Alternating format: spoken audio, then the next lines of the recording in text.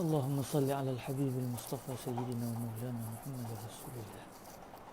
اللهم صل على الحبيب المصطفى سيدنا محمد.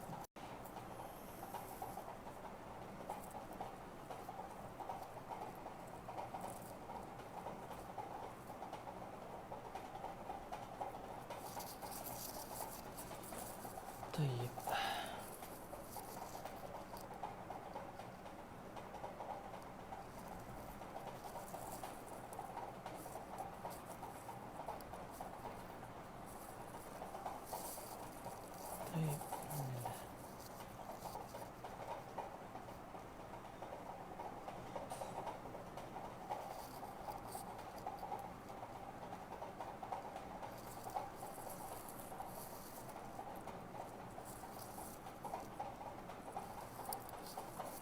Okey, alhamdulillah. Sebentar tuan-tuan semua, ada sedikit perkara yang perlu diselesaikan sedikit.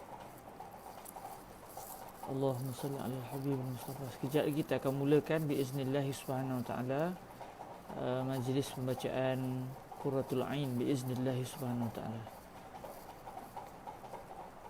Okey, cuma saya nak sertakan teks yang akan kita pelajari pada hari ini, sebab mungkin bukan semua memiliki kitab, jadi mungkin tidak ada yang nak dirujuk.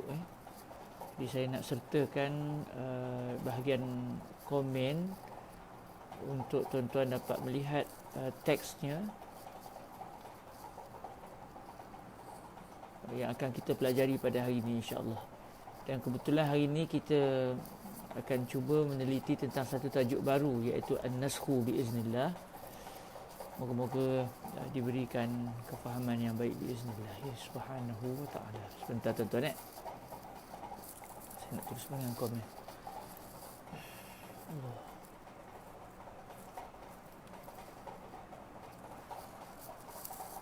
Okey.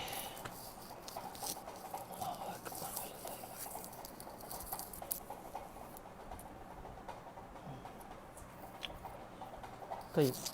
A'udzubillahi minasyaitonirrajim. Bismillahirrahmanirrahim. Assalamualaikum warahmatullahi taala wabarakatuh. Alhamdulillahi rabbil alamin, wassalatu wassalam ala al-habibil mustafa sayyidina wa maulana Muhammadinil karim wa ala alihi wa itratihi wa ashabihi ajma'in. Ashhadu an la ilaha illallah wahdahu la syarikalah wa ashhadu anna habibana wa sayyidana wa maulana Muhammadan abdullahi wa rasuluh wa safiyuhu min khalqihi wa habibuh addal amanah wa ballaghar risalah wa nasahal ummah wa kashafallahu bihil ghummah. Allahumma salli wa sallim wa zid wa barik ala al-habibil mustafa sayyidina wa maulana Muhammadin wa ala ali sayyidina Muhammadin. Allahumma amin, Allahumma amin, Allahumma amin. Amma ba'd. Alhamdulillah, kita sama-sama mengucapkan kesyukuran kepada Allah Subhanahu wa taala. Dengan keizinan daripada Allah, kita bertemu lagi pada petang yang berbahagia ini. Walaupun petang ni biasanya tuan-tuan, kalau waktu Malaysia, waktu petang ni kita dengan letihnya dan mengantuknya, tapi Allah Subhanahu wa taala terus memberikan kepada kita peluang untuk dapat terus menuntut ilmu, walaupun sukar, walaupun kita mungkin terpaksa melawan sedikit rasa mengantuk kita di tengah petang. Nak pula belajar petang-petang ni, belajar ilmu usul fiqh pula tu. Kalau belajar hadis mungkin kita rasa tenang. Ini belajar usul fiqh yang memang merujuk terus kepada perbahasan berkaitan dengan otak tuan-tuan, maka mungkin ia akan memberikan sedikit kesukaran kepada kita untuk fokus dalam ilmu ini. Namun insya-Allah disebabkan majlis pun dibuat secara live dan ada rakaman yang akan dirahmati Allah Subhanahu wa taala. Sekiranya kebetulannya tidak faham kali pertama, mungkin boleh dilihat kali kedua untuk seorang yang perempuan yang dirahmati Allah Subhanahu wa taala dapat menelitinya kembali pada waktu-waktu yang mendatang. Insya-Allah mulai pada hari ini, setiap kali kita nak membaca sesuatu perbahasan. Sebentar tuan-tuan, sebelum kita nak memulakan satu perbahasan, insya-Allah saya akan cuba sertakan teks yang akan dipelajari pada. Saya akan cuba sertakan teksnya supaya masing-masing dapat dapat meneliti apa yang bakal kita pelajari insya-Allah Subhanahu Wa Taala. Saya masih lagi menunggu, ada sikit masalah line sekarang ni. Saya di Kuala Kangsar kadang-kadang ada juga masalah line ya. Saya dah cuba masukkan tapi tak sampai-sampai lagi. Dan tadi pun kalau kita perasan macam terputus-putus sedikit pengajian kita pada awal tadi. Baik, tuan-tuan yang dirahmati Allah Subhanahu Wa Taala, untuk pengetahuan semua, dalam pertemuan yang lepas kita telah membicarakan tentang al-iqrar, iaitu satu perbahasan yang berkait dengan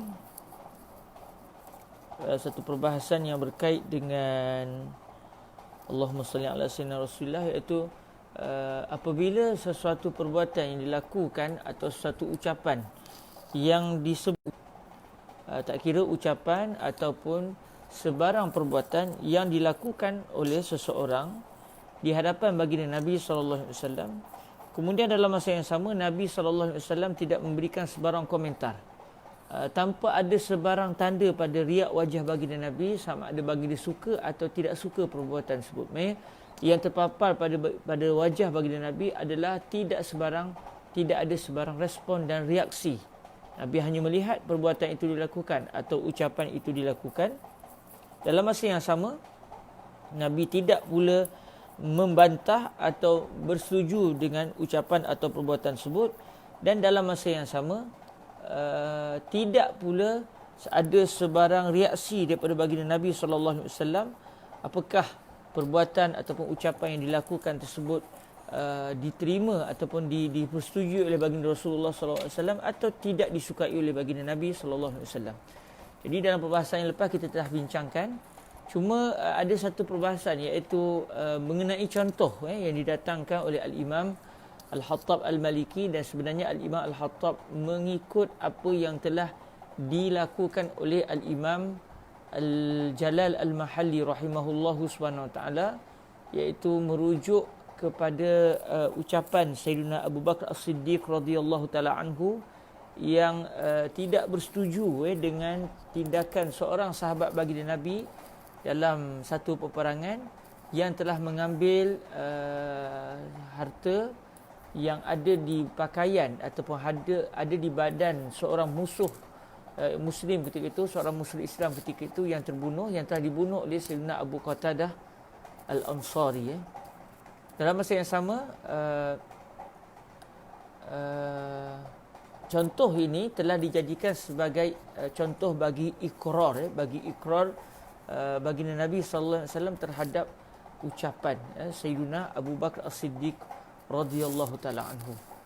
Jadi cuma kita agak muskil sedikit berkenaan dengan contoh ini, kerana kalau merujuk kepada hadis Rasulullah sallallahu alaihi wasallam, memang baginda Nabi mengucapkan ucapan bahawa ucapan Sayyidina Abu Bakar adalah benar, maka ketika itu sudah ada respon. Jadi tidak berlaku ikrar, kerana ikrar yang kita fahami, yang kita dengar daripada para guru kita adalah as-sukutul khalis, senyap-senyapnya daripada baginda Nabi terhadap sebarang ucapan ataupun sebarang tindakan yang dilakukan di hadapan baginda Nabi sallallahu alaihi wasallam. Sedangkan dalam contoh ini, Sayyidina Abu Bakar menyatakan kenyataan beliau tidak bersetuju, dan Sayyidina Rasulullah menyatakan sadaq. Maknanya apa yang diucapkan oleh Sayyidina Abu Bakar itu adalah betul. Jadi saya cuba untuk mencari apakah yang diinginkan oleh Imam Al-Mahalli serta Imam Al-Hattab Al-Maliki, namun sampai ke hari ini saya masih belum dapat menemui jawapannya. Kita ada sedikit iskal di situ, kita ada sedikit ketidakpastian, kita tak pasti apa yang dimaksudkan oleh Imam Al-Hattab dan juga Imam Allahumma salli ala Rasulillah Al-Imam Al-Hattab dan juga Imam Al-Jalal Al-Mahalli terhadap apa yang diinginkan oleh mereka berdua terhadap contoh ini. Sedangkan secara zahirnya contoh ini seakan bercanggah dengan definisi al-iqrar. Iqrar yang dimaksudkan dalam tajuk ini adalah sikap Nabi yang senyap, senyap tanpa sebarang respon. Maksudnya ada satu orang bercakap depan Nabi, ucapannya itu Nabi tak bagi sebarang respon. tak ada pada wajah Nabi suka atau tak suka. Nabi senyap. Jadi adakah ucapan itu dianggap sebagai dalil? Kerana para Nabi dan para Rasul adalah maksum daripada sebarang dosa. Dan kalaulah suatu ucapan itu adalah tidak benar, tidak bertepatan dengan syariat, itu satu maksiat, maka senyap terhadap maksiat juga dianggap sebagai maksiat. Sedangkan Nabi-Nabi dan Rasul-Rasul sunyi dan dipelihara oleh Allah daripada sebarang maksiat. Jadi adakah ucapan yang diucap di hadapan Nabi dalam keadaan Nabi senyap, tidak ada sebarang respon, adakah itu menunjukkan bahawa ucapan itu satu dalil, maksudnya satu pengakuan daripada baginda Nabi bahawa ucapan itu benar? Begitu juga kalau perbuatan dilakukan di hadapan Nabi dan kerana Nabi tak ada sebarang respon, adakah ini juga menunjukkan bahawa perbuatan itu dibenarkan oleh syariat atau bagaimana?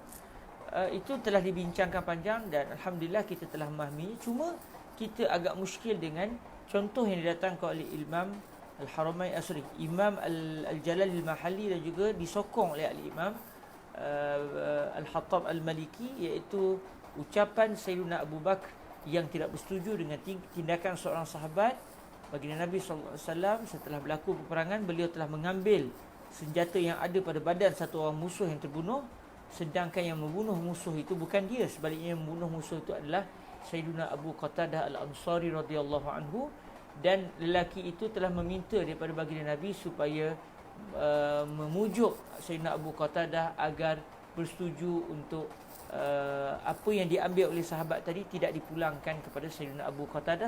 Sedangkan sebelum itu Nabi dah menyatakan barang siapa bunuh seseorang musuh dan dia ada bukti yang dia telah membunuhnya, maka pakaian yang ada pada badan si musuh itu adalah miliknya. Jadi pedang dia ke, dia punya perisai ke, baju besi ke, topi besi ke, jadi milik orang yang membunuhnya.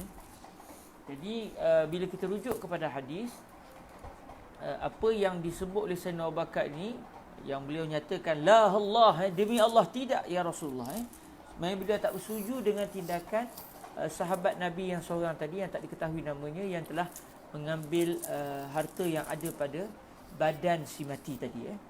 Dalam masa yang sama, dalam hadis disebut bahawa Nabi menyatakan kepada umum, kepada para sahabat ketika itu, sedekah. Maksudnya apa yang disebut oleh Sayyidina Abu Bakar itu adalah benar. Jadi di sini tidak lagi dinamakan sebagai ikrar, tapi dia sudah dianggap sebagai qaulun nabawiyun syarif. Ucapan Nabi yang jelas menunjukkan ucapan Sayyidina Abu Bakar itu adalah diterima oleh baginda Rasulullah sallallahu alaihi wasallam.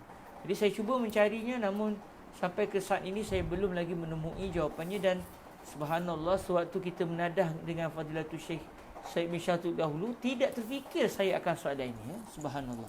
Namun sewaktu saya membaca kitab ini di hadapan tuan-tuan, saya terfikir soalan ini dan saya mula ingin mencari jawapannya. Namun sampai ke saat ini belum lagi direzekikan Allah untuk menemui jawapannya. Okey, apapun tuan-tuan yang dirahmati Allah SWT, insya-Allah kita tangguhkan juga tentang perbahasan itu. Dan moga-moga satu hari nanti Allah SWT merezekikan kepada kita jawapannya. Mungkin minggu depan kalau saya dah jumpa jawapannya, saya akan kongsikan dengan tuan-tuan yang dirahmati Allah Subhanahu Wa Taala. Dan insya-Allah pada hari ini kita akan masuk satu tajuk yang itu An-Naskhu, dan saya telah datangkan teks Al-Imam Al-Hattab Al-Maliki yang kita semua sedia maklum. Teks Imam Al-Hattab ini adalah merupakan hasil gabungan daripada kenyataan beliau sendiri ditambah dengan kenyataan Imam Al-Mahalli ditambah dengan matan Al-Waraqat karangan Imam Al-Haramain Al-Juwaini. Dan hari ini kita akan bicara tentang An-Naskhu biiznillahi subhanahu wa ta'ala. Jadi yang ada kitab boleh terus merujuk kepada kitab masing-masing, dan yang ingin mendapatkan kitab boleh terus beli di kedai buku Ruwat Jawi. Dan bagi yang tidak mahu membeli kitab dan ingin mengikut majlis kita pada hari ini, saya telah sertakan teks yang akan kita pelajari pada hari ini insya-Allah subhanahu wa taala. Teks ni tidak panjang, sikit teksnya. Tapi kita mungkin mengambil satu jam untuk memahami teks ini biiznillah subhanahu wa taala atau kurang. Dan untuk pengetahuan semua, saya dalam meneliti teks ini saya merujuk beberapa manuskrip lah. Dan kebetulannya Allah Ta'ala rezekikan saya 6 tulisan tangan yang iaitu 6 tulisan tangan kitab kitab Qurratul Ain ini. Dan insya-Allah kita akan menelitinya dengan baik, sebab kadang-kadang bila kita tengok di antara manuskrip dengan manuskrip tu kadang-kadang ada juga perbezaan dari segi lafaz kalimah yang digunakan, tapi tak banyaklah. Pun begitu, insya-Allah kita akan menelitinya dengan baik biiznillah subhanahu wa taala. Baik, bismillahirrahmanirrahim. Kita masuk kepada tajuk baru kita pada hari ini, iaitu an-naskhu. Qala Sayyiduna al-Imam al-Hattab al-Maliki rahimahullahu subhanahu wa ta'ala wa nafa'ana Allahu bi'ulumihi wa ulumi masyayikhihi wa talamizatihi wa qurra'i qurratil ain wa sa'iri musannafatihi wa syurrahiha Allahumma amin. Wa huwa syarihun li syarh al-Jalal al-Mahalli rahimahullahu subhanahu wa ta'ala wa nafa'ana Allahu bi'ulumihi aidan wa ulumi masyayikhihi wa talamizatihi wa qurra'i syarhihi ala متن الورقات وسائر مصنفاته وشراحها اللهم امين. وسيدنا الجلال المحلي يشرح متن الورقات لسيدنا امام الحرمين الجويني رحمه الله ونفعنا الله بعلومه وعلوم مشايخه وتلامذته وقراء ورقاته وسائر مصنفاته وشراحها اللهم امين. فقال سيدنا الامام الجلال فقال سيدنا الامام الحطاب المالكي رحمه الله سبحانه وتعالى وأما النسخ فمعناه لغة الإزالة يقال نسخت الشمس الظل إذا أزالته ورفعته بانبساط ضوئها. Ini antara contoh ayat yang diubah oleh Imam Al-Hattab Al-Maliki. Kalau ikut kita rujuk dalam kitab Imam Al-Mahalli, beliau sebut bimbisatiha, lalu ditukar oleh Imam Al-Hattab daripada bimbisatiha kepada bimbisati dawiha. Ini di antara contohlah bahawa Imam Al-Hattab kadang-kadang merubah sedikit ayat Imam Al-Mahalli dan tidaklah mengubah kepada makna yang diinginkan oleh Imam Al-Mahalli. Beliau mengubahnya dengan tujuan ingin menjelaskan kepada kita apa yang diinginkan oleh Al-Imam Al-Mahalli rahimahullahu subhanahu wa ta'ala. Okey. Jadi tuan-tuan yang dirahmati Allah Subhanahu Wa Taala, kata Imam Al-Hattab Al-Maliki dalam beliau menghuraikan matan Al-Waraqat, wa amma an-naskhu fa ma'nahu lughatan al-izalah. Okey, dari sudut apa dia an-naskhu mudah nanti kita nak bicara akan datang ni. An-naskhu adalah satu fenomena dalam syariat kita, iaitu dulu ada satu hukum, contohnya bahawa Allah Ta'ala meminta kaum muslimin pada zaman Nabi dahulu begini. Kemudian akhirnya hukum itu ditukar. Itu sebagai contoh. Nanti kita akan tengok bukan sekadar hukum. Kadang-kadang ayat Al-Quran pun ada yang dulunya adalah ayat Al-Quran kemudian diubah kepada ataupun dimansuhkan, lalu tidak kita temui hari ini di dalam Al-Quranul Karim. Jadi biasanya untuk mudah fahamnya, untuk setakat ini an-naskhu adalah sesuatu hukum. Bukan itulah sebenarnya definisinya, tapi sekadar untuk membuat contoh peringkat awal ni. An-naskhu adalah contohnya adalah satu hukum yang dulu begini, kemudian sekarang sudah tidak begitu. Sebagai contohnya, kewajipan melaksanakan puasa pada hari Ashura. Baru-baru ni alhamdulillah, saya kira kita semua sudah mengambil peluang untuk berpuasa pada hari Ashura, iaitu pada 10 Muharram baru-baru ni, yang mana Nabi SAW bersabda, siyamu yaumi Ashura inni ahtasibu 'ala Allah an yukaffira as-sanata allati qablahu wa fi riwayah qablaha. Yang bermaksud puasa pada hari Ashura, saya menyangka bahawa Allah Subhanahu Wa Taala akan mengampunkan dosa orang yang berpuasa tersebut selama setahun yang lepas. Maknanya Nabi berharap dan harapan Nabi dimakbulkan oleh Allah biiznillah. Lalu orang yang berpuasa pada 10 Muharram yang lepas, seluruh dosa-dosa kecilnya yang telah lepas moga-moga telah diampunkan, telah dipadamkan oleh Allah Subhanahu Wa Taala daripada buku catatan amalannya. Jadi adakah wajib kita berpuasa pada 10 Muharram baru ni? Jawapannya tidak wajib. Namun pada satu ketika dahulu, pada awal Islam dahulu, puasa pada hari Ashura adalah diwajibkan ke atas kaum muslimin. Sebelum datangnya kewajipan berpuasa pada bulan Ramadan. Jadi sebelum diwajibkan puasa bulan Ramadan, umat Islam diwajibkan untuk berpuasa pada 10 Muharram. Maknanya tuan-tuan yang dirahmati Allah, sekarang hukum tidak seperti itu. Maknanya pada zaman Nabi dulu, peringkat awal, Nabi SAW mewajibkan para sahabat untuk berpuasa pada 10 Muharram. Kemudian akhirnya apabila diwajibkan puasa pada bulan Ramadan, datang kewajipan berpuasa pada bulan Ramadan, Nabi sudah tidak lagi mewajibkan kaum muslimin untuk berpuasa pada 10 Muharram. Jadi berlaku pertukaran hukum daripada satu hukum ke satu hukum yang lain. Jadi isu an-naskh ini dibincangkan oleh para mujtahid, dibincangkan dalam ilmu usul fiqh, kerana tajuk ini sangat penting bagi seorang mujtahid, kerana seorang mujtahid apabila ingin mengambil hukum hakam daripada mana-mana ayat Al-Quran atau mana-mana hadis Rasulullah sallallahu alaihi wasallam, si mujtahid tersebut kena memastikan bahawa ayat Al-Quran ataupun hadis Rasulullah sallallahu alaihi wasallam yang ingin dijadikan oleh beliau sebagai satu sandaran hukum, dia kena pastikan bahawa ayat itu tidak berlaku padanya nasakh.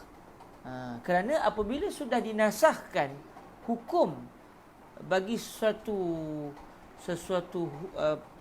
perbuatan, ayat yang menyatakan bahawa satu perbuatan yang wajib atau hadis yang menyatakan satu perbuatan yang wajib, rupa-rupanya sudah tidak lagi boleh dijadikan sebagai dalil kerana sudah dimansuhkan, sudah dinasahkan. Maka ketika itu, kalaulah seorang mujtahid masih lagi menjadikan ayat tersebut atau hadis tersebut sebagai sandaran hukumnya, maka dia sudah tersalah di dalam ijtihad, kerana dalil yang diguna pakai oleh si mujtahid tadi ataupun hukum yang difahami oleh si mujtahid daripada dalil tersebut, hukum itu sudah tidak lagi absah, sudah lagi tidak dapat dilaksanakan, kerana dalil itu sendiri sudah tidak lagi menjadi dalil kepada hukum hakam syar'an. Kalau kita baca Sahih Bukhari sebagai contoh, kita akan dapati pernah satu ketika Nabi SAW jatuh daripada unta baginda Nabi. Ini bawa satu contoh lah tuan-tuan. Yang pentingnya kita tak boleh direct kepada hadis, sebab kadang-kadang kita baca hadis, kita ingat hadis tu masih berkuat kuasa hukumnya. Rupa-rupanya hadis itu diriwayatkan untuk menceritakan apa yang pernah berlaku satu ketika dahulu, dalam keadaan hari ini dah tidak lagi kita mengamalkan hadis tersebut kerana hukum tersebut sudah dinasahkan. Nabi SAW satu ketika dahulu pernah jatuh daripada unta baginda Nabi. Maknanya kalau orang itu ditimpa ujian, tak semestinya dia melakukan dosa lalu Allah mengazabnya atau Allah menimpakan ujian kepadanya kerana dia melakukan kesilapan. Contohnya Nabi SAW langsung tidak melakukan kesilapan.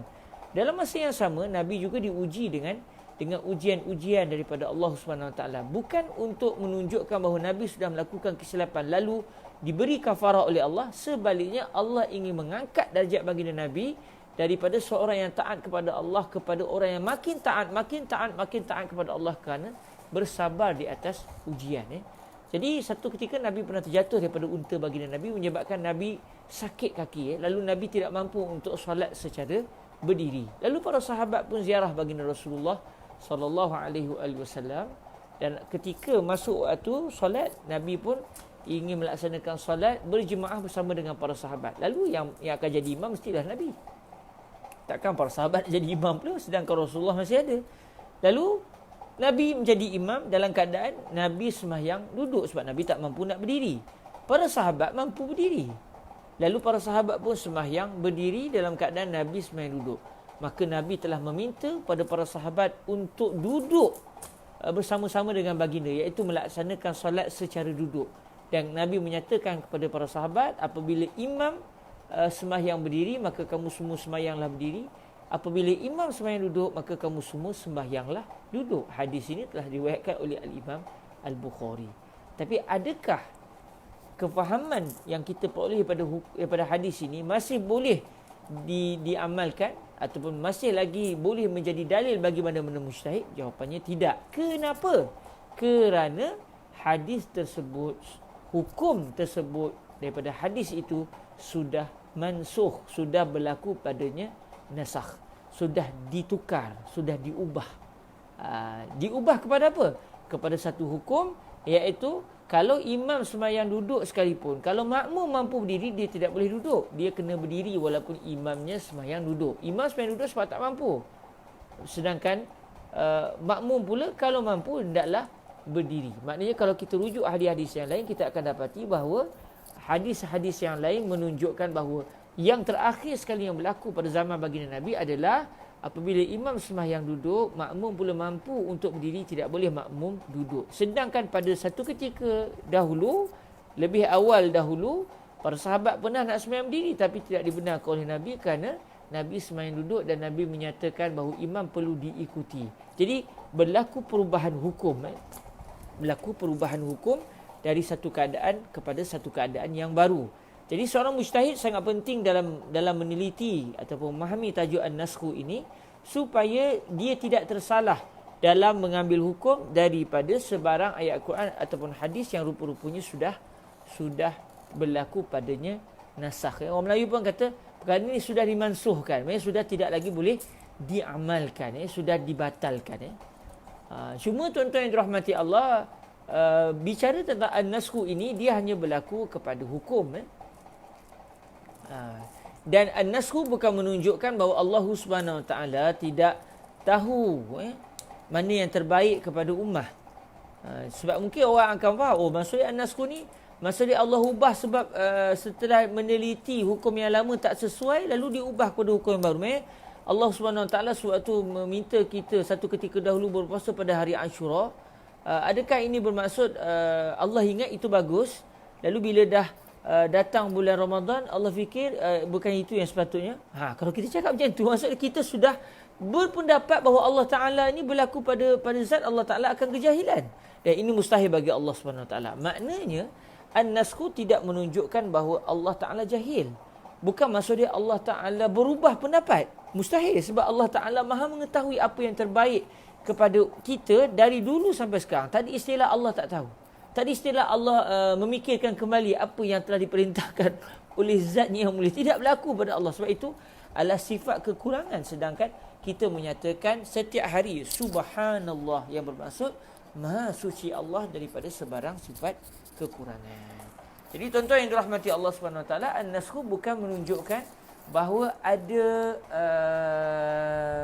pemikiran baru ataupun Nabi fikir dulu tak sesuai dah, saya ingat sesuai pun tak sesuai, tubah. Bukan begitu, bukan begitu. Sebab ini ada berlaku pada kita.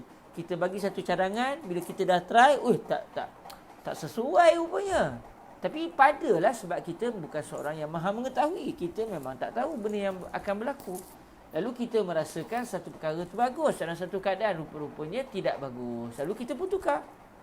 Berlaku juga an-naskhu pada diri kita, tetapi itu tidak dianggap satu,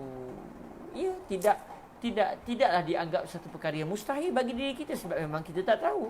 Tetapi bagi Allah itu mustahil, kerana bila kita kata Allah tidak tahu, maknanya kita telah mengisbatkan satu sifat kekurangan kepada Allah, sedangkan Allah Subhanahu Wa Taala langsung tidak memiliki sebarang sifat kekurangan.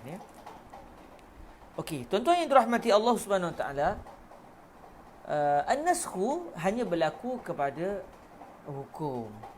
Boleh tak berlaku an-naskhu pada berita? Tidak boleh. Sebab an-naskhu kalau berlaku pada sesuatu berita, ini menunjukkan kejahilan. Contoh, boleh tak satu ayat yang menceritakan bahawa Allah Subhanahu Wa Taala telah mengalahkan Firaun dengan cara membenamnya di dalam lautan, lalu dia karam, lalu dia lemas dalam lautan. Lalu tiba-tiba boleh tak ada ayat lain pula yang selepas itu menyatakan sebenarnya yang berlaku bukan begitu. Yang berlaku sebenarnya Firaun telah dibakar lalu mati terbakar. Boleh tak kita faham gitu? Boleh tak agak-agak benda itu berlaku pada syariat, pada Allah SWT, pada baginda Nabi SAW? Mustahil. Sebab kalau berlaku pada syariat, berlaku pada Allah, berlaku pada Nabi, maknanya ada kesilapan.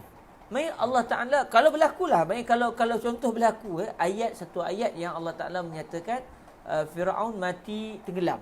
Tak lama lepas tu turun pula ayat baru menyatakan sebenarnya Firaun bukan mati tenggelam, tapi dia mati terbakar. Contoh, kalau benda tu berlaku, maksud dia ketika Allah turunkan ayat yang menyatakan yang menyatakan Firaun mati tenggelam, maksud dia apa? Allah ingatkan mati tenggelam. Rupa-rupanya setelah Allah cek balik semula, tengok, ini pun dah mustahil dah. Tapi saya nak katanya ini benda yang akan kita terima kalau kita kata berlaku an-naskhu pada berita, pada kisah. Kalau kita kata begitu, maknanya ketika Allah turunkan ayat tentang tentang Firaun mati tenggelam, lemas. Kemudian apabila Allah Ta'ala turunkan, katakanlah benda tak berlaku, tapi katakan kalau berlaku, turun pula ayat yang seterusnya yang menyatakan bahawa Firaun sebenarnya bukan mati tenggelam, sebaliknya mati terbakar. Maksudnya Allah ketika mula-mula turunkan ayat tersebut, Allah tersilap. Allah ingatkan Firaun dibalas ataupun diazab olehnya dengan cara dibenam di dalam lautan. Rupa-rupanya setelah Allah Ta'ala fikir semula, ini semua ayat-ayat tak betul ni, ayat-ayat tak betul, ayat mustahil bagi Allah. Tapi saya nak buktikan di hujung nanti bahawa mustahil berlaku an-naskhu pada berita. Okey. Tapi kalau ada orang kata, apa masalah kalau an-naskhu berlaku pada berita? Okey, masalahnya adalah kita akan mengatakan, contoh dalam saya buat tadi, Allah Ta'ala setelah turunkan ayat menyatakan kepada Nabi bahawa Firaun mati dalam lautan. Lalu akhirnya Allah Ta'ala terfikir, tersilap rupanya, bukan mati dalam lautan. Saya dulu bukan benam dalam lautan, saya bakar dia. Lalu Allah Ta'ala turun ayat kedua, menyatakan Nabi, sorry, dulu tersilap turun. Ini mustahil pada Allah SWT. Sebab tu tidak berlaku an-naskhu pada berita yang disampaikan oleh Allah SWT kepada baginda Nabi SAW di dalam Al-Quran. Begitu juga Nabi tidak akan menyampaikan satu berita yang salah. Sebab ini akan menunjukkan bahawa baginda Nabi terima pada Allah mula-mula macam ni, lepas tu Allah Ta'ala berbetulkan. Benda tak betul. Sebab ia akan menafikan juga maha mengetahuinya Allah Subhanahu Wa Ta'ala. Jadi an-naskhu berlaku pada apa? Pada hukum hakam. Dan Allah Subhanahu Wa Ta'ala menjadikan berlaku an-naskhu pada hukum hakam kadang-kadang untuk menguji seseorang mukmin sama ada mahu mentaati Allah ataupun tidak, atau Allah Ta'ala meraihkan realiti seorang mukmin ketika itu. Jadi kadang-kadang satu hukum itu disyariatkan dan satu kadang kerana suasananya yang sepatutnya begitu, kerana realitinya begitu. Bila berubah suasana, maka ditukar kepada hukum yang baru. Jadi an-naskhu hanya berlaku kepada Allahumma salli ala Rasulullah, berlaku kepada hukum hakam, tidak berlaku kepada perkhabaran. Begitu juga tidak berlaku di dalam akidah. Akidah juga tidak berlaku an-naskhu. Semua para nabi dan para rasul, akidah semua sama. Tak ada istilah akidah Nabi Adam berbeza dengan akidah Nabi Idris. Bila sampai pada Nabi Nuh pula, Allah Ta'ala padamkan akidah Nabi Adam, Nabi Idris yang diimani oleh dua orang Nabi ni. Allah Ta'ala nasahkan untuk Nabi Nuh lain pula. Tak ada. Semua sama. Sebagaimana kita beriktikad Allah itu esa, semua Nabi-Nabi begitu. Sebagaimana kita beriktikad Allah itu tidak bertempat dan tidak beranggota badan, tidak seperti makhluk, maka begitulah sebuah akidah Nabi Adam, Nabi Idris, sampai kepada Nabi Muhammad, sampai kepada sahabat, sampai kepada kita. Sebab akidah tidak berlaku an-naskhu. An-naskhu hanya berlaku pada hukum. Jadi itu adalah an-naskhu secara mudahnya, secara asasnya. Dan hari ini sekarang ni kita akan meneliti secara ilmiahnya, merujuk kepada erti bahasa, merujuk kepada erti syariat. Dan saya sudah pinkan apa yang akan kita pelajari pada hari ini. Tak tahulah, ingatkan rasa-rasanya mungkin boleh habis kot. Kalau tak habis, kita bawa ke minggu depan. Tapi ini saya sangkakan boleh dibaca pada hari ini. Okey, kita lihat apa yang saya sudah datangkan di bahagian nota kaki itu. Wa amma an-naskhu fa ma'nahu lughatan al-izalah. Adapun an-naskhu, setelah kita bicara sebelum ni, kita dah bicara tentang af'al, perbuatan baginda Nabi sallallahu alaihi wasallam, dan kita juga bicara tentang perbuatan orang lain yang dibuat di hadapan Nabi, atau ucapan orang lain dibuat di hadapan Nabi, dan apa statusnya. Maka sekarang setelah kita mengetahui hukum hakam yang dapat difahami daripada al-af'al, kita beralih kepada dalil ataupun beralih kepada situasi seterusnya yang berlaku pada dalil, iaitu an-naskhu. Untuk kita mengetahui adakah sesuatu dalil yang sudah dimansuhkan itu masih boleh menjadi dalil ataupun tidak. Sebab usul fiqh ni kajiannya 3 perkara.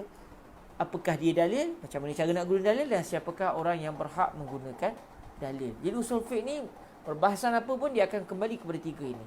Sama ada kajian itu untuk mengenal pasti mana satu dalil, atau mengenal pasti cara nak menggunakan suatu dalil, atau untuk mengetahui siapakah orang yang berhak menggunakan dalil-dalil tersebut.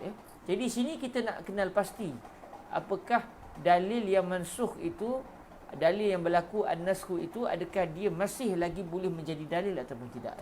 Jadi secara makna bahasanya, kata Imam Al-Hattab Al-Maliki, wa amma an-naskh fa ma'nahu lughatan al-izalah. Secara makna asal bahasa Arab, sebab kalau kita semua sedia maklum, sebagaimana yang kita semua sedia maklum, orang Arab sebelum kedatangan Nabi, mereka bukan tak pernah guna kalimah an-naskh. Mereka guna dalam bahasa harian mereka. Tetapi bila datang Nabi Muhammad SAW, kadang-kadang suatu kalimah Arab yang sebelum ini pernah digunakan untuk satu makna, masih lagi digunakan kalimah tersebut tapi dengan makna yang baru. Kadang-kadang pada zaman Nabi pun tak digunakan kalimah itu dengan makna yang baru, masih lagi menggunakan makna lama.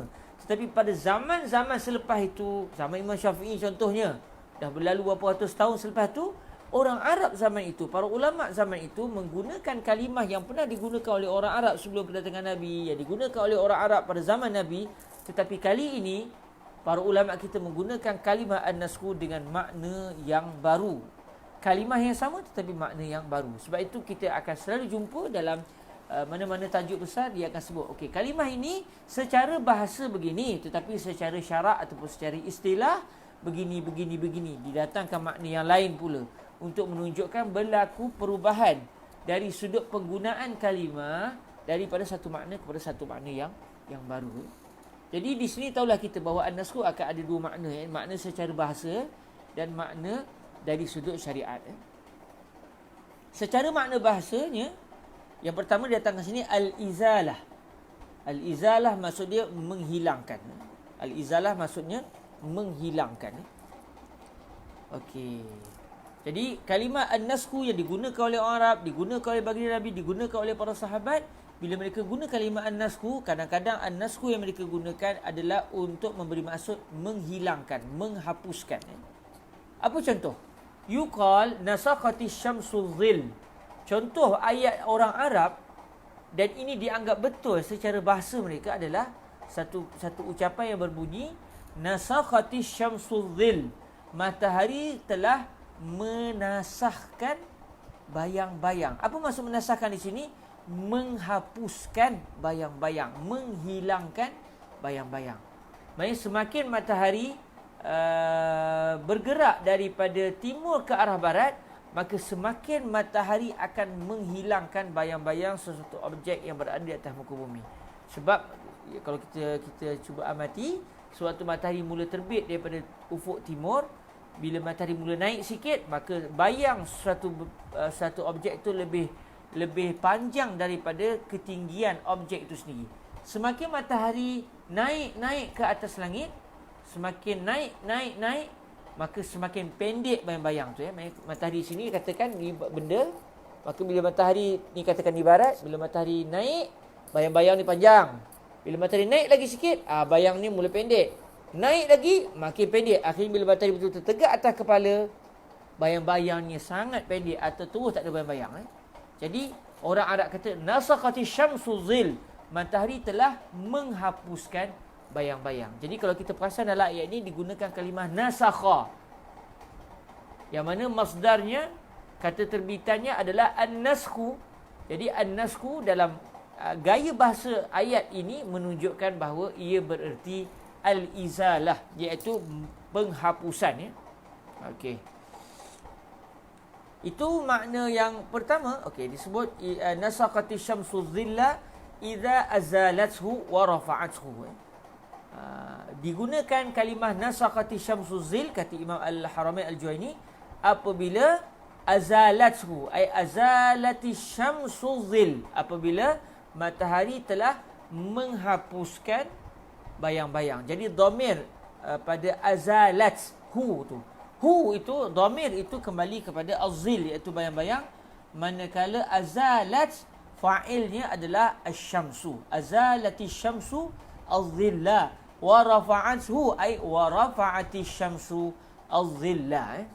Jadi digunakan kalimah naskhu di sini untuk memberi maksud penghapusan dan diangkat. Maksudnya matahari sudah menghapuskan bayang-bayang dan matahari telah mengangkat bayang-bayang. Rafa'a ni maksud diangkat. Jadi kalau tuan-tuan perasan, kalau satu benda kita angkat, maknanya kita juga menghapuskan benda tu, menghilangkan benda tu. Contohnya ada satu pensel kontot anak saya punya. Saya letak atas jari saya angkat, buang. Maknanya sudah tidak ada lagi, sudah dihapuskan di tapak tangan saya. Jadi rafa'a itu kadang-kadang bermaksud dihilangkan juga. Walaupun asal rafa'a itu yang diangkat daripada satu tempat naik ke tempat yang lebih tinggi. Itu asal maknanya lah. Lalu kata Imam Al-Hattab Al-Maliki, kata beliau, bin bisati dawiha.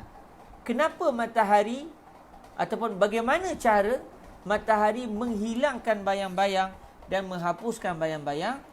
Bin bisati dawiha, dengan cara dengan cara, bak di sini kita boleh kata sebagai bak taswiriyah. Gambarannya adalah, gambaran matahari menghilangkan bayang-bayang adalah dengan cara inbisati dawiha, apabila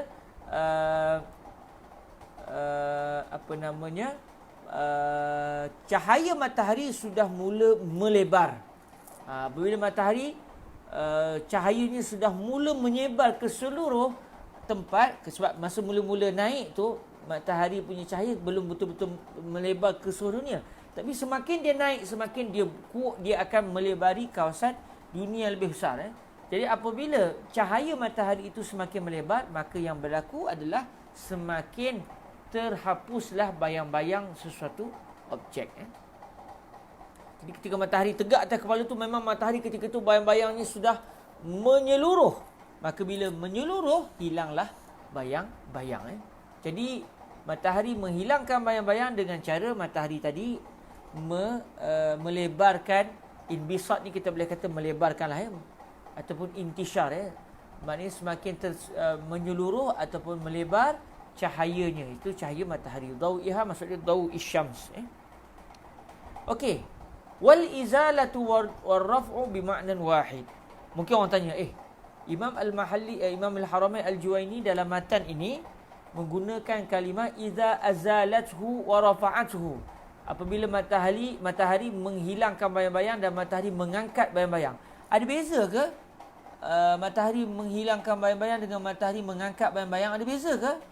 Kenapa Imam Haramain guna dua kalimah ni? Adakah ini bererti ada dua makna yang berbeza dari sudut matahari menghilangkan bayang-bayang dan matahari mengangkat bayang-bayang? Lalu kata Imam Al-Hattab Al-Maliki, ini contoh tambahan Imam Al-Hattab yang tidak ada dalam kitab Syarhul Jalal Al-Mahalli. Al-Imam Al-Hattab menyatakan wal izalatu war raf'u bima'nan wahidin. Kalimah al-izalah dan kalimah ar-raf'u yang ada pada ucapan Imamul Haramain Al-Juwaini, iaitu ketika beliau menyatakan idza azalathu wa rafa'athu. Azalathu tu, azalat fi'lu madin, itu adalah fi'lun madin, fi'il madi. Wa rafa'at juga adalah fi'il madi. Masdar bagi azalat apa dia? Izalah.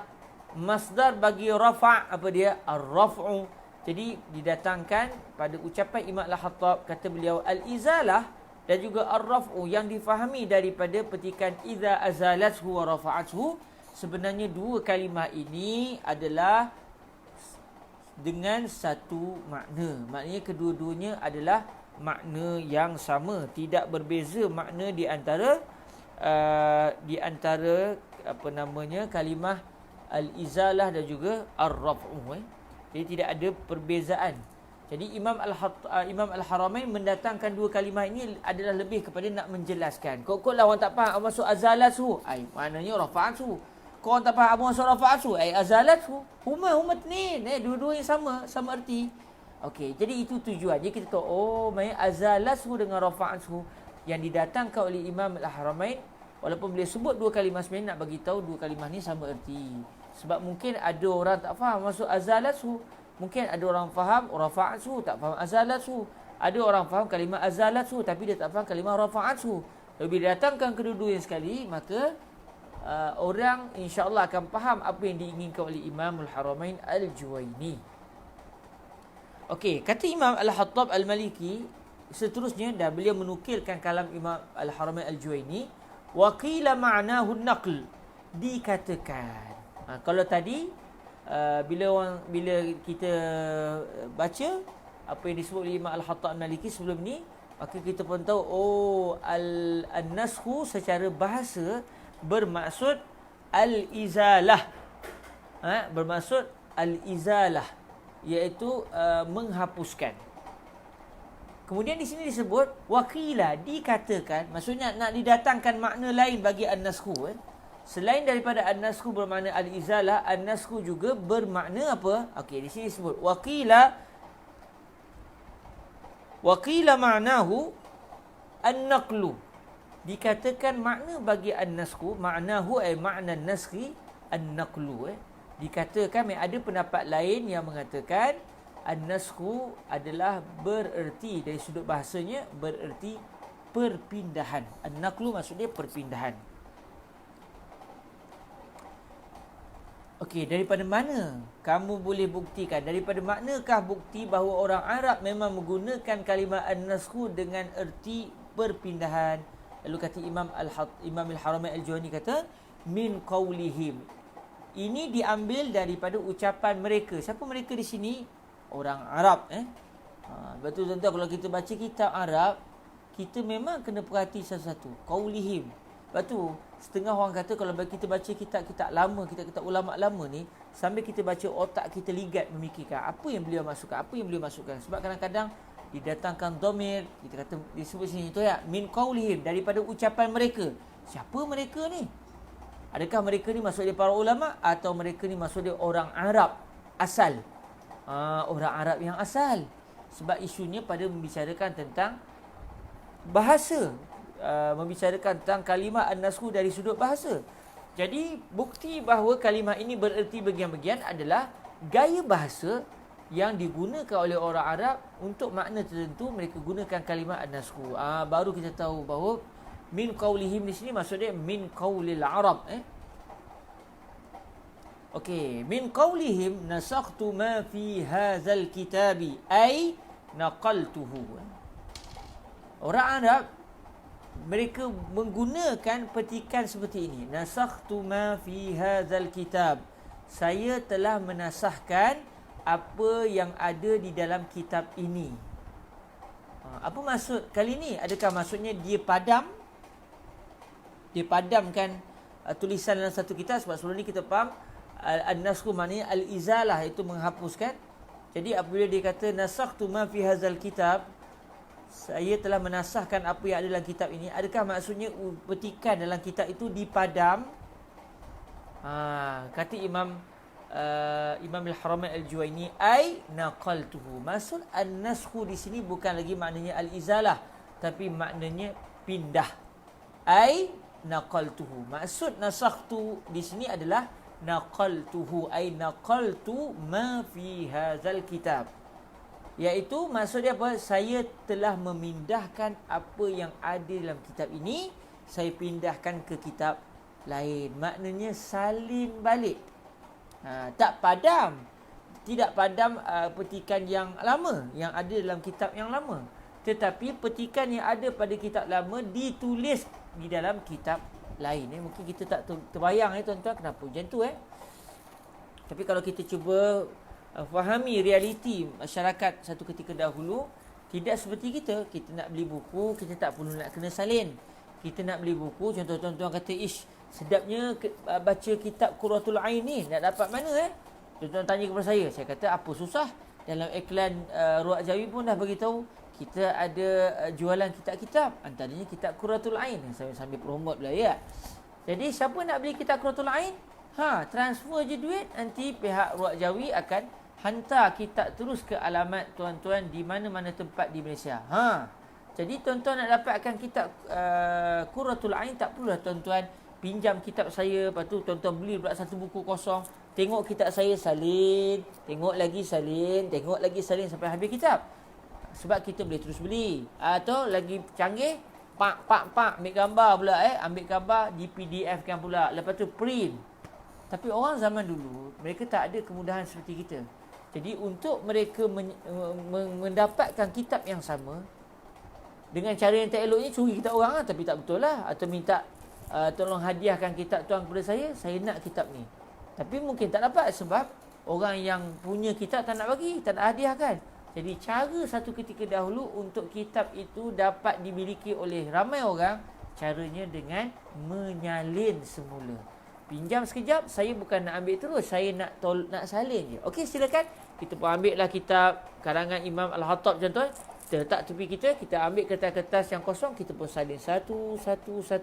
Akhirnya orang kata laqad nasakhta ma fi hadzal kitab ila kitabin jadid. Kamu telah memindahkan apa yang ada dalam kitab ini, kamu pindahkan ke kitab kamu yang baru. Maksud dia kamu dah salin kitab ni. Jadi digunakan kalimah an-naskhu, tapi kali ini bukan bermaksud menghilangkan, sebaliknya bermaksud memindahkan. Sebaliknya bermaksud memindahkan. Ini adalah definisi kedua yang didatangkan oleh Imam Al-Haramain Al-Juwaini dan telah dihuraikan oleh Al-Imam Al-Mahalli serta Imam Al-Khattab Al-Maliki. Kemudian Imam Al-Khattab Al-Maliki bagi sedikit komentar tentang makna an-naqlu ini, menggunakan kalimah an-naskhu dengan makna an-naqlu. Kata beliau, wa fi al-istidlali bihadza ala anna an-naskha bima'na an-naqli nazarun. Fa inna naskhal kitab laysa huwa naqlan lima fil asli fil haqiqah, wa innama huwa ijadu misli ma kana fil asli fi makanin akhar fata'ammalhu. Jadi kata Imam Al-Khattab Al-Maliki, beliau nak menyatakan saya tak setujulah dengan kenyataan Imam Al-Haramain Al-Juwaini, tapi beliau menyatakan ketidaksetujuan beliau tu dengan penuh adab. Allahu Akbar. Tak bersetuju pun dengan adab. Sebab Imam Al-Haramain bukan orang sebarang, bukan orang yang biasa-biasa. Ini adalah tokoh besar dalam ilmu usul fiqhi. Namun oleh kerana manusia ini, dalam Islam kita diajar untuk mendengar satu pandangan daripada seseorang yang hebat, tapi dalam masa yang sama, kalau ia adalah semata-mata pandangan, tidak menjadi masalah untuk kita berbeza pendapat kalau kita ada pendapat yang lain, tetapi mesti dalam ruang kehormatan, ruang memuliakan. Bukan kita menolak pendapat dia untuk kita membenci dia atau untuk kita menunjukkan kebodohan dia, tidak. Tetapi hanya semata-mata untuk menyatakan bahawa kita tidak bersetuju dengan pendapat yang diutarakan oleh orang tersebut semata-mata. Jadi kalau kita tengok dalam kenyataan Imam Al-Haramain Al-Juwaini dalam matan disebut waqila ma'nahu naqlu min qawlihim nasakhtu ma fi hadzal kitab ay naqaltuhu. Jadi ini adalah asal ucapan Imam Al-Haramain Al-Juwaini dalam matan Al-Waraqat, dalam matan Al-Waraqat. Jadi Imam Al-Haramain membuktikan bahawa an-naskhu bermakna an-naqlu diambil daripada ucapan orang Arab yang berbunyi nasakhtu ma fi hadzal kitab. Saya telah menasahkan apa yang ada dalam kitab ini. Lalu Imam Haramain kata, maksud dia apa? Apa maksud saya telah menasahkan? Iaitu saya telah memindahkan apa yang ada dalam kitab ini, saya pindahkan ke buku saya. Lalu Imam Al-Khattab, walaupun tidak dikomentar oleh Imam Al-Haramain, tapi Imam Al-Khattab mengeluarkan komentar peribadi beliau yang beliau tidak bersetuju dengan kenyataan ini, tetapi dengan penuh adab. Kata beliau, kata beliau di dalam wa fil istidlali bihadza ala anna an-naskha bima'na an-naqli nazarun. Di dalam pendalilan dengan ini, maksudnya dengan petikan nasakhtu ma fi hadzal kitab, pendalilan ataupun cara kefahaman Imam Al-Haramain Al-Juwaini menerusi ucapan orang Arab nasakhtu ma fi hadzal kitab. Lalu Imam Haramain memahami bahawa ini bermaksud an-naqlu ala anna an-naskha bima'na an-naqli. Imam Haramain menjadikan ucapan orang Arab nasakhtu ma fi hadzal kitab sebagai bukti bahawa an-naskhu bermaksud pindah. Kata Imam Al-Khattab, pada cara kefahaman ini ada pandangan. Fihi nazar. Di dalamnya ada pandangan. Maksudnya apa? Beliau nak kata saya tak setuju sebenarnya. Beliau nak sebut saya tidak bersetuju, tapi beliau guna lapik ayat yang begitu baik. Kata beliau, padanya perlu untuk diperhatikan semula. Padanya ada pandangan. Maksud dia perlu diperhatikan semula. bahasa begitu lunak. Dan inilah kelebihan kita belajar kita orang-orang soleh, orang yang taat kepada Allah. Dalam mereka tak bersetuju pun masih dengan bahasa yang lunak, bukan wallahi contoh tak ada digunakan wa fi kalamil imamil haramainil juwaini fihi jahlun mahdun. Tak ada pun boleh sebut begitu. Sesungguhnya dalam ucapan Imam Haramain ini, dalam ucapan Imam Haramain ini adalah bukti bahawa beliau ni orang yang jahil betul. Tak ada. Beliau hanya sebut di dalam cara kefahaman terhadap gaya bahasa ini membuktikan bahawa an-naskhu bermakna an-naqlu, padanya ada pandangan. Maksudnya padanya perlu diperhatikan semula. Apa maksud dia? Beliau tak bersetuju sebenarnya dengan kenyataan Imamul Haramain. Kerana bagi beliau kalimah nasakhtu ma fi hadzal kitab ini langsung tidak menunjukkan bahawa an-naskhu bermakna an-naqlu. Ini tidak langsung menunjukkan di sisi Imam Al-Hattab Al-Maliki bahawa an-naskhu bermakna pindah. Kenapa? Kata beliau, fa inna naskhal kitabi laisa huwa naqlan lima fil asli fil haqiqah. Kerana salin balik apa yang ada dalam kitab. Naskhul kitab ni salin baliklah. Menyalin balik apa isi kandung dalam satu kitab itu bukan pindah. Bukan memindahkan apa yang ada dalam kitab asal. Okey. Fa inna naskhal kitabi laisa huwa naqlan lima fil asli ay lima fil kitabil ummi. Fi kitabil bukanlah bermaksud pindah apa yang ada dalam kitab asal. Maksud kitab yang mula-mula tu. Maksudnya contoh kalau katakan saya hasilkan buku dalam tulisan tangan. Katakan buku saya katakan buku tu saya hasilkan namanya Pedoman. Saya tak cetak tapi saya tulis tulisan tangan. Lepas tu saya kata saya alhamdulillah telah menghasilkan satu kitab cuma tak pernah cetak lagi, masih dalam bentuk tulisan tangan. Tuan-tuan akan kata apa? Boleh tak saya nak salin? Saya kata boleh, silakan. Ni kitab saya tapi kena pulang balik, jangan ambil terus. Pulang balik tapi awak pinjam dalam tempoh 5 hari, lepas tu saya akan ambil balik. Dalam tempoh 5 hari tu awak salin balik . Jadi orang tu pun salin balik. Kita berkata nasakha fulanun lima fi hadzal kitab. Si fulan ni tadi telah menasahkan, telah salin balik apa yang ada dalam kitab tersebut. Lalu kata Imam Al-Hattab Al-Maliki, sesungguhnya menyalin balik, nasakh balik apa yang ada dalam satu kitab bukan bermaksud pindah apa yang ada dalam kitab asal pada dari sudut hakikah. Dari sudut hakikahnya, secara realitinya tidak berlaku pun pindah. Sebab pindah ni maksud dia apa? Okey.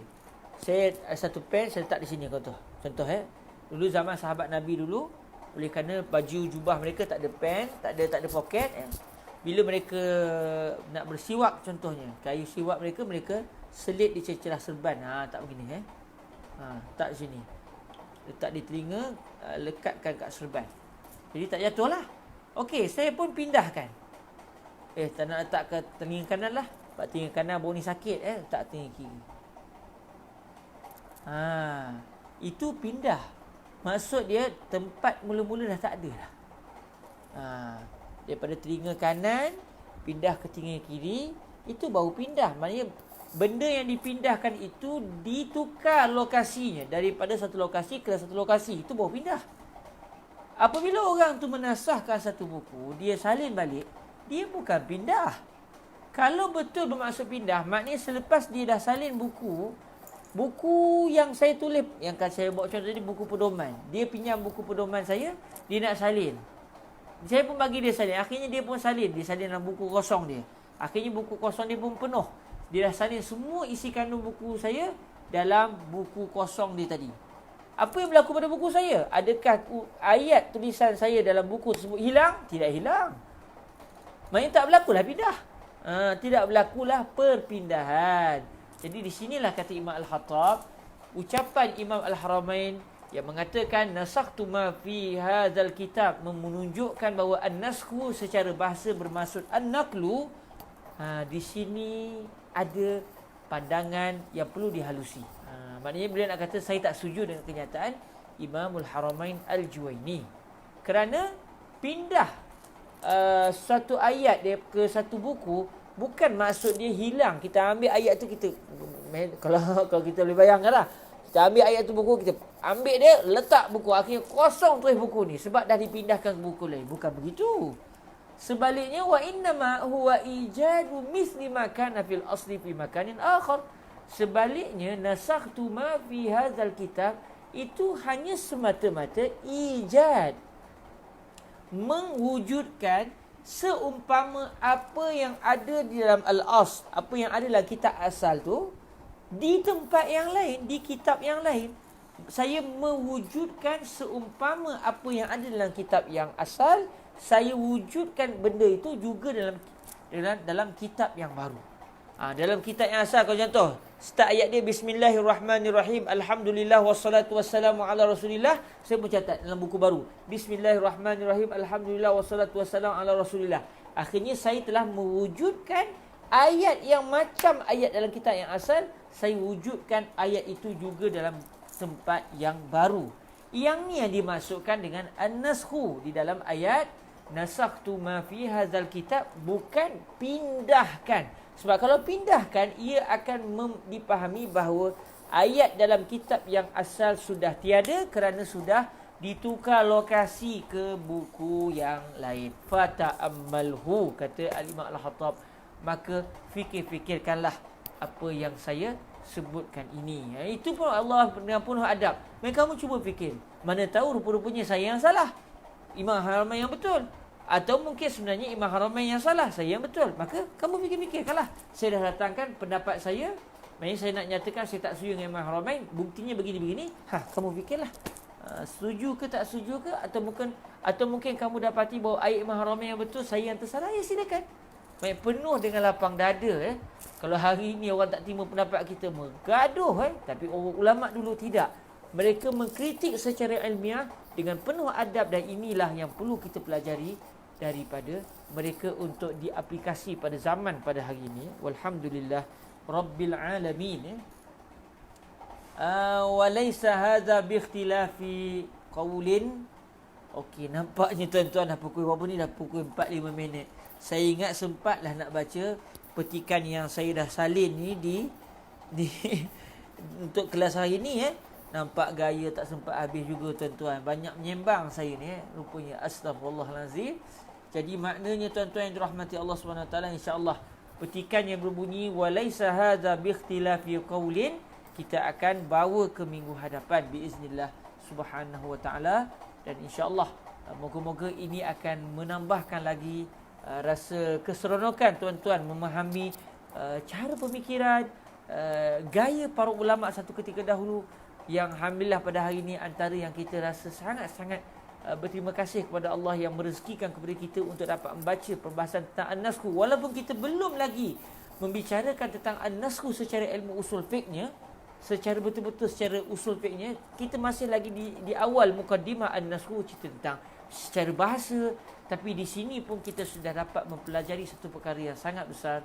Yang pertama, ucapan seseorang itu kalau ia bukan bersifat pasti daripada Allah dan Rasul, hanya bersifat pandangan peribadinya, ya mungkin betul, mungkin salah. Mungkin betul, mungkin salah.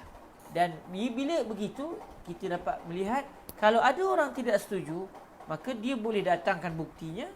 Dalam masa yang sama, dia sendiri tidak boleh memaksa orang lain untuk menerima pendapatnya dan menolak pendapat yang mula-mula, kerana kedua-duanya adalah pandangan. Masing-masing ada hujah, tetapi tidak ada kepastian 100% untuk menyatakan pandangan pertama sahajalah yang benar, pendapat yang kedua adalah salah, atau pendapat kedua sahajalah yang benar, pendapat pertama adalah salah. Selagi tidak ada kepastian seperti itu, seperti yang berlaku dalam isu-isu fiqh, tidak ada kepastian dari segi pendapat Imam Syafi'i dalam isu ini yang benar di sisi Allah, atau sebenarnya yang benar adalah pendapat Imam Malik contohnya. Selagi tidak ada kepastian, maka kita berlapang dada. Kita tidak bermasalah kalau orang tak setuju pendapat kita. Kita datangkan dalil, mereka juga datangkan dalil. Untuk orang lain, kita takkan istilah paksa. Contoh kalau anak murid kita, dia belajar dengan kita, tapi kita ni tak setuju pendapat kita. Dia kata, saya tak setuju saya dengan pendapat anda. Adakah kita kecil hati? Anak murid kurang ajar, aku mengajar dia pula tak terima pendapat aku. Melampau punya budak, kurang ajar, aku doakan kau, rosaklah. Adakah begitu? Tidak tuan-tuan. Tengok ayat ujung Imam Al-Hattab Al-Maliki, fata'ammalhu. Kamu fikir-fikirkanlah, adakah kamu setuju ataupun tidak. Saya pernah berada dalam majlis ilmiah yang diadakan oleh Fadilatul Syekh Ali bin Jumaah. Kami masa tu baru sampai, ikut je lah, duduk dalam majlis, tak faham sangat pun. Tapi nak rasa juga dapat berada dalam majlis kibar ni, ulama-ulama besar ni, duduk je lah walaupun kita tak erti apa. Saya duduk, memang tak bercakap sebab kita tak tahu isi perbahasan itu. Kedalaman ilmu tu tak terjangkau di kami ketika tu. Lalu saya pernah melihat satu keadaan, satu perdebatan di antara Syekh Ali Jumaah dengan murid beliau sendiri, iaitu Syekh Imad Iffat rahimahullah subhanahu wa ta'ala. Dah meninggal lah Syekh Imad. Al-Fatihah lahu a'udzubillahi minasyaitanirrajim. Bismillahirrahmanirrahim. Alhamdulillahi rabbil alamin. Ar-Rahmanirrahim. Maliki yaumiddin. Iyyaka na'budu wa iyyaka nasta'in. Ihdinas siratal mustaqim. Siratal ladzina an'amta 'alaihim ghairil maghdubi 'alaihim waladdallin. Jadi Fadilatul Syekh Ali Jumaah selaku guru menyatakan satu kenyataan ilmu berdasarkan kefahaman beliau. Lalu apa yang disebut oleh Syekh Ali Jumaah dalam majlis tersebut tidak dipersetujui oleh Syekh Imad Iffat selaku si murid. Si murid menyatakan pada guru yang saya tidak bersetuju kerana jawapan saya gini. Lalu Syekh Ali menyatakan sebenarnya tidak begitu, sepatutnya kena begini. Syekh Imad tidak juga berpuas hati dengan jawapan Syekh Ali Jumaah dan beliau tetap bertegas bahawa menurut beliau yang sepatutnya kena begini. Saya pernah terlupa apa tajuk perbahasan tu. Akhirnya apa yang Syekh Ali Jumaah buat? Ya silakan, itu pendapat kamu. Fikir balik. Cuba kamu fahami. Kalau kamu rasa akhirnya pendapat kamu yang betul, ya silakan. Jadi masing-masing akhirnya dalam majlis itu Syekh Ali ada pendirian beliau, Syekh Imad Iffat ada pendirian beliau. Tetapi adakah selepas itu hubungan di antara murid dan guru ini bermasalah, benci-membenci? Tidak, tuan-tuan. Tetap si murid menyayangi dan menghormati gurunya, tetap si guru menyayangi si muridnya, walaupun kedua-duanya berbeza pendapat. Saya sendiri pun kalau belajar dengan Fadilatul Syekh Said bin Syatu, kadang-kadang ada beberapa perbahasan dalam isu fiqh, katakan Syekh Said menyatakan bahawa pendapat beliau dalam satu isu begini. Lalu saya mengatakan, kenapa tidak begini Syekh? Lalu Syekh pun sebut ini, saya kata selalunya saya tak, bila saya tak setuju tu saya cuba nyatakan sekali dua. Tapi kalau Syekh tak setuju kan, saya senyap lah. Tapi Fadilatul Syekh Said bin Syatu tahu, tengok muka saya, dia tahu saya tak setuju sebenarnya. Syekh Said kata, kamu tak setuju kait dengan apa yang saya sebut? Saya kata, ya tentulah Syekh. Syekh kata, tak apa, tak ada masalah. Kita fikirkan bersama-sama. Mungkin satu hari nanti kamu akan mendapati akhirnya bahawa apa yang aku sebut ini adalah benar, dan apa yang kamu fikirkan sekarang rupanya salah. Dan mungkin satu hari nanti kamu memikirkan rupa-rupanya memang apa yang kamu fikirkan adalah benar, dan apa yang aku fikirkan pula adalah salah. Begitu simple. Beliau mengeluarkan pendapat tanpa ada sebarang rasa nak bergaduh dengan kita. Dan beliau sangat suka kalau anak murid mengeluarkan pendapat hasil apa yang dia faham, walaupun mungkin tak betul pada zaman itu, walaupun anak murid mungkin tak boleh terima kenyataan tuan guru, tetapi dalam masa yang sama ada keluasan, ada keluasan pada dada masing-masing, menghormati, masing-masing menyayangi walaupun saling berbeza pendapat. Dan inilah yang kita hilang pada hari ini. Kalau berbeza pendapat dalam isu politik ke, dalam isu agama ke, dalam isu fiqh ke, kadang-kadang perbezaan pendapat itu tidak berhenti di situ saja, tetapi dia membawa kepada perbalahan, kebencian, permusuhan yang sepatutnya tidak menjadi sebab untuk perbezaan pandangan itu membawa kepada permusuhan. Walhamdulillah, ini satu perkara yang sangat mahal yang telah kita temui pada hari ini menerusi ucapan Al-Imam Al-Hattab Al-Maliki yang begitu beradab di dalam menolak pendapat Imam Al-Haramain Al-Juwaini, dalam masa yang sama begitu sangat lapang dada untuk menyerahkan kepada kita semula untuk meneliti adakah bagi kita kenyataan yang kuat adalah kenyataan beliau atau kenyataan Imam Al-Haramain Al-Juwaini. Alhamdulillah, di atas nikmat dapat mempelajari ilmu pada petang yang berbahagia ini. Semoga Allah Subhanahu Wa Taala memberkati majlis kita, dan insya-Allah pada pertemuan yang akan datang kita akan sambung kepada apa yang disebut oleh Imam Al-Hattab Al-Maliki, wa laysa hadza bi ikhtilafi qawlin wa innama huwa bayanun lima yutlaqu alaihi an-naskhu fil lughah. Imam Al-Atha Al-Maliki akan menjelaskan kepada kita setelah kita didedahkan oleh Imam Al-Haramain tadi bahawa an-naskhu secara bahasa ada dua makna. Yang pertama al-izalah iaitu penghapusan, yang kedua an-naqlu iaitu perpindahan. Imam Al-Hattab insya-Allah kita akan meliti ucapan beliau minggu depan. Beliau akan jelaskan adakah ini bererti para ulama bahasa ada dua pendapat berbeza dalam isu apakah erti an-naskhu.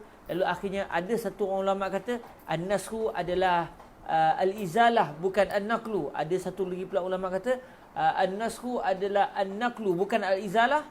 Adakah itu maknanya? Atau maknanya sebenarnya Imam Al-Haramain nak bagi tahu kalau kita merujuk kepada makna bahasa, sebenarnya an-naskhu digunakan untuk dua makna ini. Jadi sebab beliau kata qila, dikatakan. Jadi kita faham ada khilaf. Adakah memang ada khilaf di kalangan ulama bahasa sendiri dari sudut erti kalimah an-naskhu di sisi bahasa Arab, atau sebenarnya Imam Haramain nak bagi tahu bahawa sebenarnya kalimah an-naskhu ada dua makna, bukan ada satu makna di sisi sebahagian ulama dan makna yang lain pula di sisi ulama yang lain. Kita akan teliti perbahasan ini insya-Allah dalam pertemuan yang akan datang sekiranya ada usia biiznillah subhanahu wa taala. Walhamdulillahirabbil alamin. Saya ucapkan terima kasih kepada semua yang telah bersama-sama dalam majlis pada hari ini. Semoga diberikan kebaikan, diberikan taufik daripada Allah Subhanahu wa taala untuk terus dapat memahami ilmu dengan baik, dan ilmu selain daripada kita nakkan maklumat itu, kita juga ingin merasai kemanisan ilmu untuk menjadi panduan kita di dalam hidup di dunia yang penuh pancaroba ini. Jazakumullahu khairah. Kita tangguhkan majlis kita dengan salawat ke atas Sayyiduna Rasulullah sallallahu alaihi wa alihi wasallam. Allahumma salli afdala salatin ala as'adi makhluqatika Sayyidina Muhammadin wa ala alihi wa sahbihi wa sallim adada ma'lumatika wa midada kalimatika kullama ذكرك الذاكرون وغفل عن ذكره الغافلون. اللهم صل أفضل صلاة على أسعد مخلوقاتك سيدنا محمد وعلى آله وصحبه وسلم عدد معلوماتك ومداد كلماتك كلما ذكرك الذاكرون وغفل عن ذكره الغافلون. اللهم صل أفضل صلاة على أسعد مخلوقاتك سيدنا محمد وعلى آله وصحبه وسلم عدد معلوماتك ومداد كلماتك كلما ذكرك الذاكرون وغفل عن ذكره الغافلون. سبحانك اللهم وبحمدك أشهد أن لا إله إلا أنت أستغفرك وأتوب إليك. بسم الله الرحمن الرحيم. والعصر إن الإنسان لفي خسر إلا الذين آمنوا وعملوا الصالحات وتواصوا بالحق وتواصوا بالصبر. جزاكم الله خيرا. Dalam lindungan Allah seluruhnya biiznillah. Aqulu qawli hadza wa astaghfirullah li wa lakum. Assalamualaikum warahmatullahi wabarakatuh.